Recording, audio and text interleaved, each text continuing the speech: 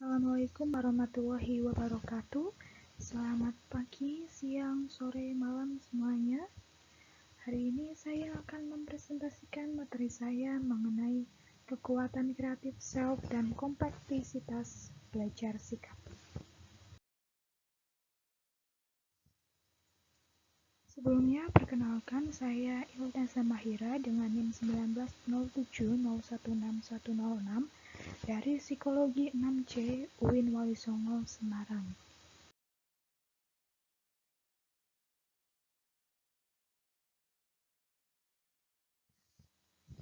Baik, langsung saja yang pertama kita akan terlebih dahulu membahas tentang kekuatan kreatif self.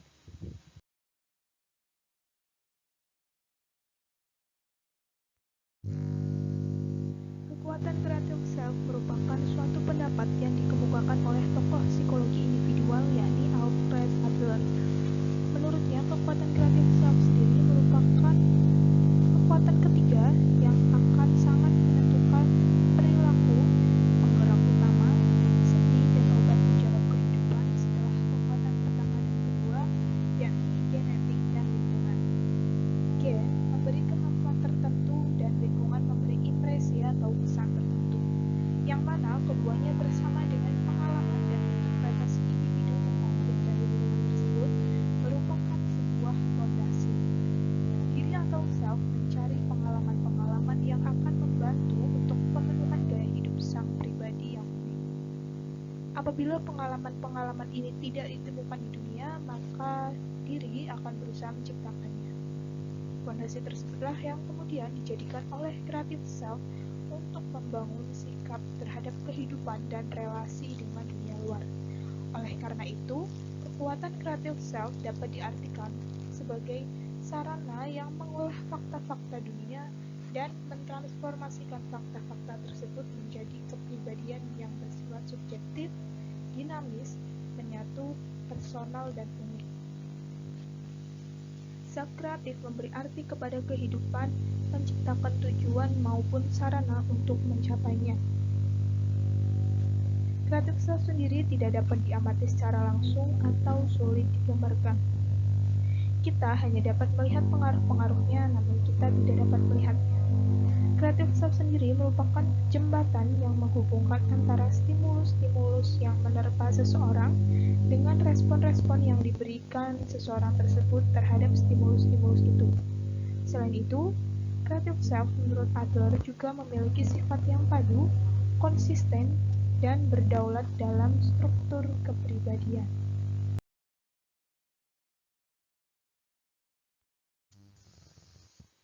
Yang selanjutnya adalah Adler dalam memandang manusia, ia menyebutkan bahwa individu adalah sosok yang memiliki sifat altruisme, humanitarianisme, kerjasama, kreativitas, keunikan, dan kesadaran.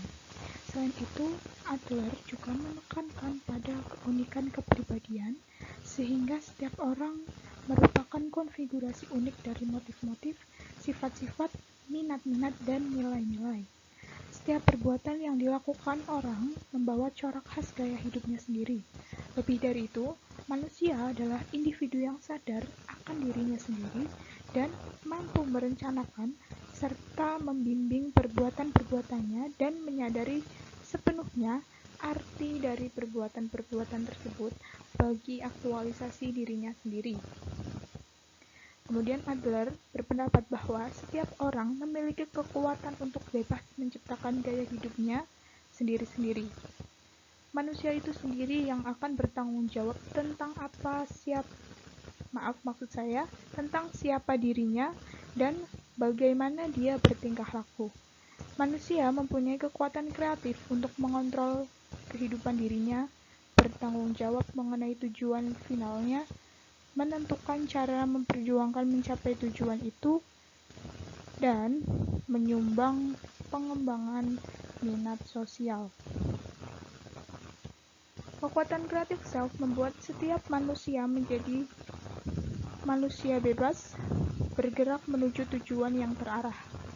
Pendapat Adler tersebut menunjukkan bahwa setiap individu pada dasarnya memiliki kemampuan untuk mengatur dan mengontrol dirinya sendiri, bergantung dari individu tersebut mengatur kehidupannya dan bertanggung jawab terhadap tingkah lakunya sendiri yang disesuaikan dengan tujuan hidupnya.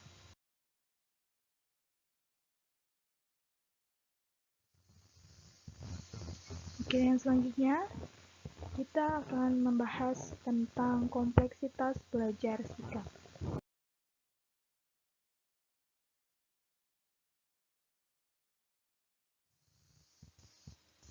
Nah, pada dasarnya, kompleksitas sendiri berasal dari kata kompleks yang berarti rumit, sedangkan kompleksitas berarti kerumitan.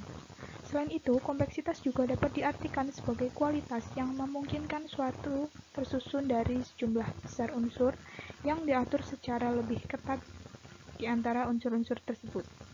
Kompleksitas bukanlah semata-mata soal besarnya unsur yang dikandung dalam suatu hal, namun lebih soal organisasi dari unsur itu. Menurut Bagus II itu, terdapat dua jenis kompleksitas yang berpengaruh pada pengembangan sistem, yakni kompleksitas tugas dan kompleksitas sistem. Kompleksitas tugas sendiri adalah sesuatu yang berasal dari lingkungan pemakai dan berkaitan dengan ambiguitas dan ketidakpastian yang ada di sekitar lingkungan organisasi. Sedangkan kompleksitas sistem yaitu sesuatu yang berasal dari lingkungan pengembang dan berkaitan dengan ambiguitas dan ketidakpastian yang terjadi di sekitar pengembangan sistem.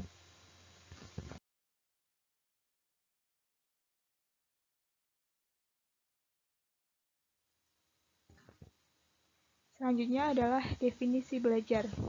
Menurut Skinner, belajar merupakan suatu proses adaptasi perilaku yang bersifat progresif. Sedangkan Megoh berpendapat bahwa belajar membawa perubahan dalam performance dan perubahan tersebut sebagai akibat dari adanya latihan atau praktis. Kemudian Morgan menjelaskan bahwa belajar dapat didefinisikan sebagai perubahan perilaku yang relatif permanen, yang mana perubahan perilaku tersebut terjadi karena adanya latihan atau praktis dan pengalaman atau experience.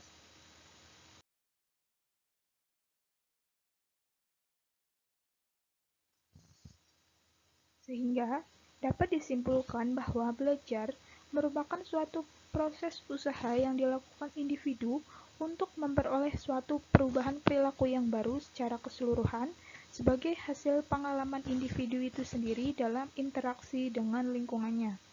Melalui proses belajar, setiap aspek perilaku manusia selalu responsif terhadap pengalaman yang diperolehnya. Demikian pula pengetahuan, bahasa, keterampilan, tindakan, sistem, nilai, dan kepribadian.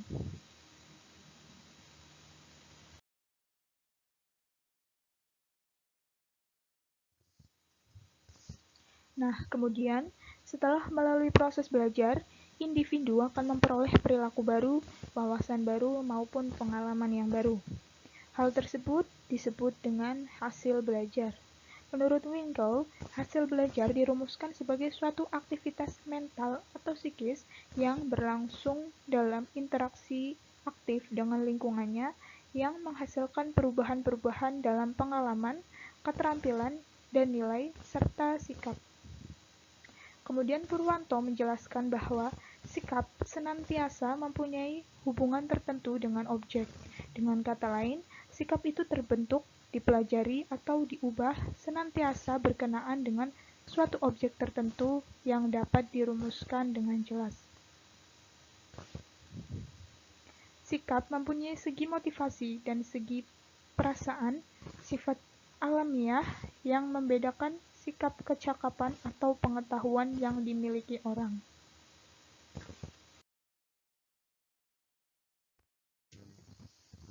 Selanjutnya, menurut Aswar, terdapat dua faktor yang mempengaruhi sikap, yakni yang pertama ada faktor internal. Faktor internal individu terdiri dari yang pertama ada emosi dalam diri individu. Terkadang, suatu bentuk sikap merupakan pernyataan yang didasari oleh emosi yang berfungsi sebagai semacam penyaluran frustasi atau pengalihan bentuk mekanisme ego. Yang kedua ada inteligensia Seseorang dengan intelijensia yang tinggi akan dapat memutuskan sesuatu yang dapat mengambil tindakan atau sikap yang tepat saat menghadapi suatu masalah. Kemudian selanjutnya ada pengalaman pribadi.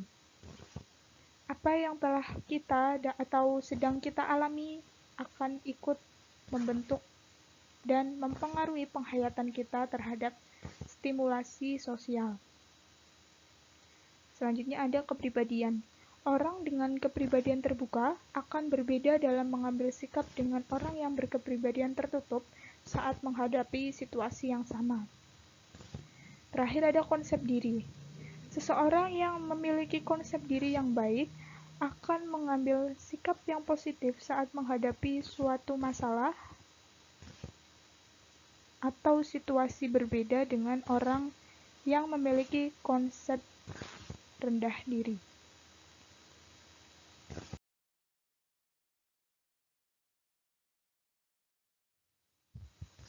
Next ada faktor eksternal dari diri individu. Yakni yang pertama ada institusi atau lembaga pendidikan atau lembaga agama.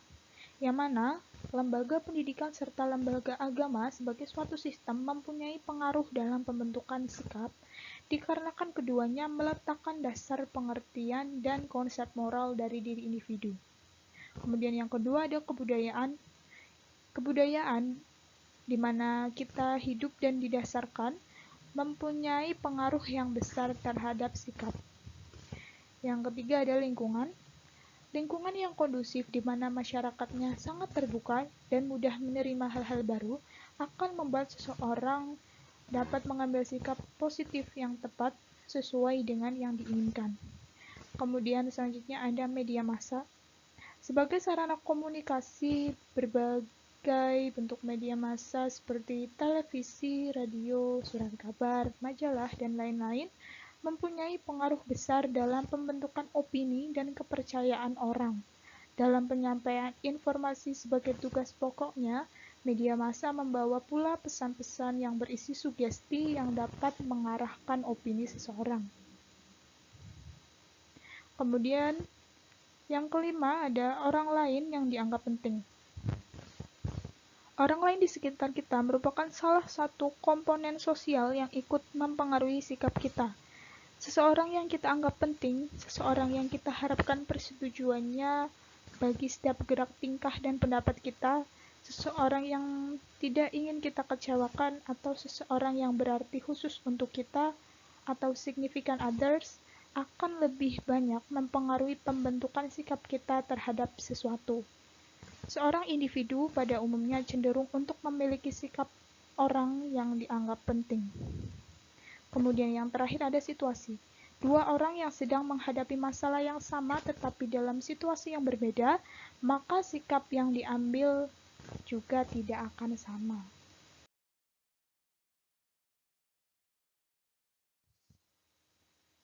Baik, itu tadi pemaparan materi dari saya, kurang dan lebihnya mohon maaf. Sekian dari saya, dan terima kasih. Wassalamualaikum warahmatullahi wabarakatuh.